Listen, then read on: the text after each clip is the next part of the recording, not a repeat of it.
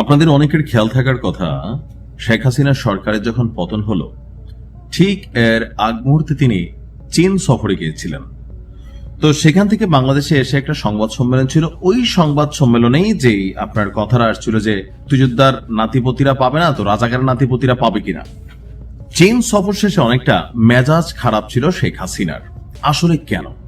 শেখ হাসিনার সরকার যেটা ছিল, চীনের সাথে ব্যাপক ঘনিষ্ঠতা ছিল, ভারতের সাথে তো ছিলই, অপরদিকে যুক্তরাষ্ট্রের সাথেও ঘনিষ্ঠতা মোটামুটি ছিল। কিন্তু শেষ মুহূর্তে এসে যখন চীন এবং যুক্তরাষ্ট্র এই দুই পরাশক্তিকে তিনি ব্যালেন্স করতে ব্যর্থ হলেন, চীনের দিকে একটু বেশি ঝুঁকে গেলেন, তখন যুক্তরাষ্ট্র এটাকে পজিটিভলি নেয়নি, ডিপ স্টেট ভূমিকা পালন করেছে। তবে আগামীতে যারা সরকারে বসতে যাচ্ছেন তাদের পায়েও শেকল পড়াবে আমেরিকা। সিদ্ধান্তের বাহিরে চলতে গেলে দেওয়া হবে হুমকি ধামকি। এর ফলে হতে পারে সরকার পতন। কারণ বাংলাদেশের সাথে চীনের যে লাস্ট কয়েক বছরের সম্পর্ক, এখানে উন্নয়ন সহযোগী হিসাবে বা ডেভেলপমেন্ট পার্টনার হিসাবে অনেক কিছুতে তারা কিন্তু আপনার ভূমিকা রেখেছে, আর এটাকে পজিটিভ দেখছে না মার্কিন যুক্তরাষ্ট্র। সম্প্রতি বাংলাদেশে যুক্তরাষ্ট্রের নবনিযুক্ত যে রাষ্ট্রদূত আছেন ব্রেন্ট টি ক্রিস্টিয়ানসন, ক্ষমতায় আসার আগেই ক্ষমতাসীন সরকারদেরকে, অন্তর্বর্তী সরকার থেকে শুরু করে জামাতের দিকে বন্ধুত্বের হাত বাড়ানো, বিএনপির সাথে কমিউনিকেশন, সবকিছুতে নিজেদের আধিপত্যের একটা বার্তা দিচ্ছে। তোমরা যদি শেখ হাসিনা সরকারের মতন চীনের দিকে ঝুঁকো তাহলে যুক্তরাষ্ট্র প্রথমে বুঝাবে, এরপর এটা নিয়ে অ্যাকশনে যাবে। সাম্প্রতিক সময়ে চীনের সামগ্রিক প্রভাব দক্ষিণ এশিয়া তথা বাংলাদেশে এ নিয়ে উদ্বেগ প্রকাশ করেছে বাংলাদেশে নিযুক্ত যুক্তরাষ্ট্রের রাষ্ট্রদূত ব্রেন্ট টি ক্রিস্টিয়ানসন। তিনি বলছেন যে আপনার অংশীদার দেশগুলোর সামরিক সক্ষমতার চাহিদা পূরণে যুক্তরাষ্ট্রের হাতে বিভিন্ন বিকল্প রয়েছে। তার বক্তব্য হচ্ছে, আমার শুনানিতে যেমনটি বলেছি, দক্ষিণ এশিয়ার চীনের প্রস্তাব নিয়ে আমি উদ্বিগ্ন, আর এই বিষয়ে যুক্তরাষ্ট্র সরকার খুব স্পষ্ট অবস্থান নিয়েছে। আমি প্রতিশ্রুতি দিয়েছিলাম যে অন্তর্বর্তী সরকার হোক বা নবনির্বাচিত সরকার এবং সরকারের বন্ধুদের সাথে আমি যোগাযোগ রাখবো, এবং বাংলাদেশ সরকার যদি কোনো ক্ষেত্রে চীনের সঙ্গে এগোনোর সিদ্ধান্ত নেয় তাহলে সেসব ক্ষেত্রে সংশ্লিষ্ট ঝুঁকিগুলি স্পষ্টভাবে তুলে ধরব।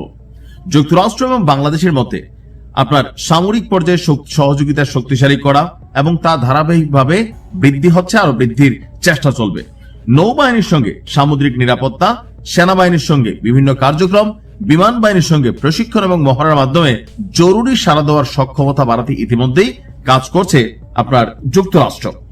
তো তিনি মনে করছেন, তার বক্তব্য যে শান্তিরক্ষা কার্যক্রমে বাংলাদেশের ভূমিকা সম্প্রসারণ, মানে অনেক বিষয়ে যে যুক্তরাষ্ট্র কোথায় কি করছে। সাম্প্রতিক সময়ে আরেকটা চুক্তি হয়েছে, সেটা হচ্ছে যে আপনার যুক্তরাষ্ট্রের সরকার, আমি যদি দেখি আপনার গতকালকে আমি নিউজটা দেখলাম যে সামরিক বাহিনীর যে চিকিৎসার বিষয়, যুক্তরাষ্ট্রের সামরিক বাহিনীর সাথে এই নিয়ে একটা চুক্তি হচ্ছে যে আমাদের যারা আর্মি অফিসাররা আছেন বিভিন্ন সময় বিভিন্ন জায়গায় আহত হন বা ট্রিটমেন্ট ইস্যুতে নতুন একটা চুক্তি। অর্থাৎ নতুন এই রাষ্ট্রদূত তিনি বলতেছেন, তোমাদের যা লাগে আমাদের কাছ থেকে নাও, কম বেশি আমাদের কাছ থেকে নাও, অস্ত্র কিনো, আমাদের বিভিন্ন প্রতিষ্ঠান আছে।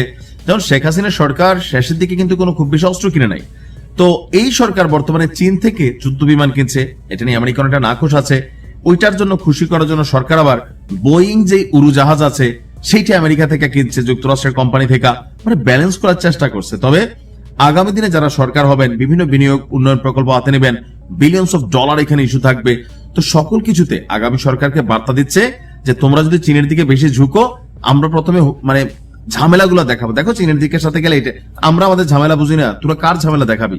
ঝামেলা আমেরিকার স্বার্থটা দেখাবে, যা আমাদের স্বার্থের বিপরীতে যাচ্ছে। আর যদি না যায়, আর যদি কথা না শুনো, তাহলে কিন্তু টেকনিক্যালি স্যাংশন দেওয়া হবে।